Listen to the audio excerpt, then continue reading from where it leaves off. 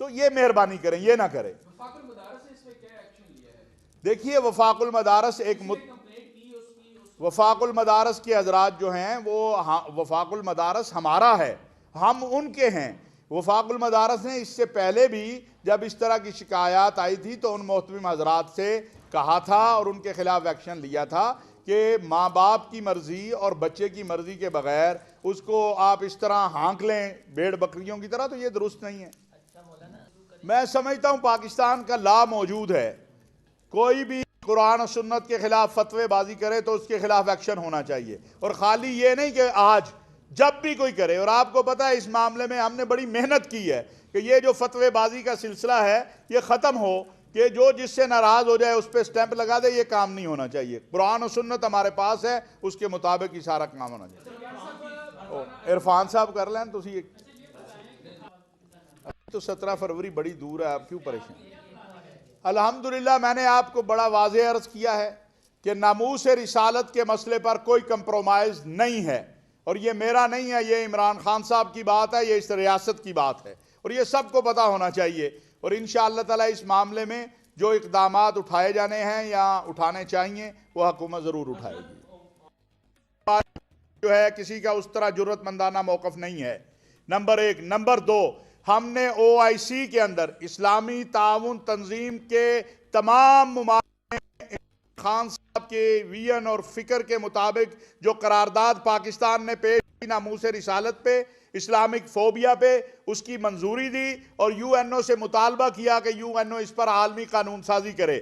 ہم نے پاکستان کے اندر انہی ایام میں، آپ کو یاد ہوگا کہ پورا ربیع الاول کا مہینہ مختلف عنوانات کے نام پر رسول اللہ صلی اللہ علیہ وسلم کے نذرانہ عقیدت جو ہے وہ پیش کیا، اور یہ سلسلہ جاری ہے، ہم نے ختم تو نہیں کیا۔ ہمارے روابط جو ہے پوری دنیا کے اندر جاری ہیں، یورپی یونین سے بھی ہے، مسلم ممالک سے بھی ہیں، باقی دنیا سے بھی ہے، اور ہم تو اس کو مستقل حل چاہتے ہیں۔ کوئی ایک ملک کا مسئلہ نہیں ہے یہ، ہم چاہتے ہیں کہیں بھی دنیا میں، فرانس میں خاکے بنائے گئے، ڈنمارک میں قرآن کریم جلے، ناروے میں قرآن کریم جلائے گئے، تو ہم چاہتے ہیں کہ مستقل پوری دنیا کے اندر ایک ایسی قانون سازی ہو جائے جس سے تمام آسمانی مذاہب کی، یعنی اگر کوئی حضرت عیسیٰ کی توہین کرے یا حضرت موسیٰ کی توہین کرے یا بائبل کو یا اپنا تورات انجیل زبور جو ہیں جو آسمانی کتابیں ہیں ان کی توہین کرے تو اس پہ بھی ہمیں اتنا ہی دکھ ہے۔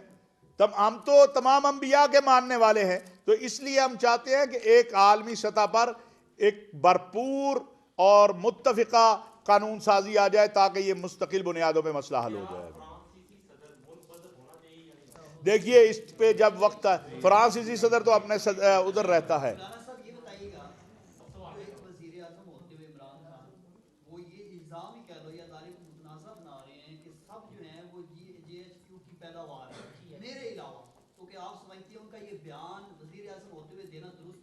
آپ کو ان کی بات پہ شک ہے کوئی ویسے؟ تو اگر وزیر اعظم سچ بول رہا ہے تو آپ اس کو اپریشیٹ کریں، بجائے اس کے کہ آپ کہیں کہ جی یہ انہوں نے کیوں کہا ہے۔ ہو گیا یار آپ کے۔ ہاں آپ نے حلوے کی بات کی ہے، شیر رشید نے آفر کیا کشمش کا حلوہ، آپ حلوے کے ساتھ کوئی خاص مشروب کی آفر کریں گے مولانا کو؟ فردوسا شیکوان نے تو لسی کا کہا ہے، آپ بھی کوئی ایک ساتھ؟ نہیں، وہ پختون ہیں، ہم انہیں کعوہ بھی پیش کریں گے، فکر نہ کریں۔ جزاک اللہ خیر۔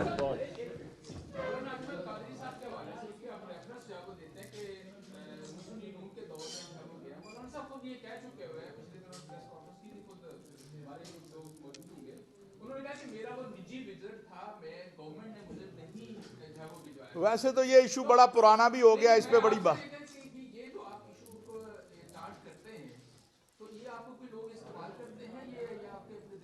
کس مسئلے کو؟ کیوں سے؟ فلسطین میری رگوں میں، فلسطین کا مسئلہ سن لیں۔ ابھی بات میں نے تو ذکر بھی نہیں کیا۔ بٹی صاحب آج تسی خیر ناشتہ کر کے آئے ہو کہ نہیں؟ میں نے تو اجمل قادری صاحب کا ذکر بھی نہیں کیا، لیکن میرا ایک سوال اب آپ کے سوال کے اوپر ہے کہ پاکستان کے پاسپورٹ پہ لکھا ہوا ہے کہ یہ پاسپورٹ اسرائیل کے لیے استعمال نہیں ہو سکتا، ٹھیک ہے؟ اگر وہ نون لیگ کے دور میں گئے اور وہ اسرائیل وزٹ کر کے آئے اور انہوں نے یہاں آگے پریس کانفرنس شیرانوالہ میں کی اور وہ کہتے ہیں میں شہباز شریف کو بھی بتا کر گیا، نواز شریف کو بھی بتا کر گیا، تو پھر ایک سوال میرا بھی ہے کہ کون سی قانونی کاروائی ان کے خلاف ہوئی، ہونی چاہیے تھی کہ نہیں ہونی چاہیے تھی؟ پاکستانی پاسپورٹ کا غلط استعمال ہوا، اور لیکن میاں صاحب نے یہ نہیں کہا کہ وہ کوئی خفیہ گئے تھے، وہ کہتے ہیں میں ان سے بات کر کے، ان سے پوچھ کے، ان کے ساتھ مشاورت سے گیا تھا۔ تو اگر وہ مشاورت سے گئے تھے اور واپس چلے، مشاورت بھی آپ ایک لمحے کے لیے چھوڑ دیں، واپس آ کے میاں صاحب نے پریس کانفرنس کی شیراوالا باغ میں، اس وقت یہ ٹی وی نہیں ہوتے تھے، اخبارات ہوتے تھے، اور یہ خبر چھپی کہ جناب وہ اسرائیل گئے تھے، تو کیا کوئی کاروائی اس وقت کی حکومت نے کی؟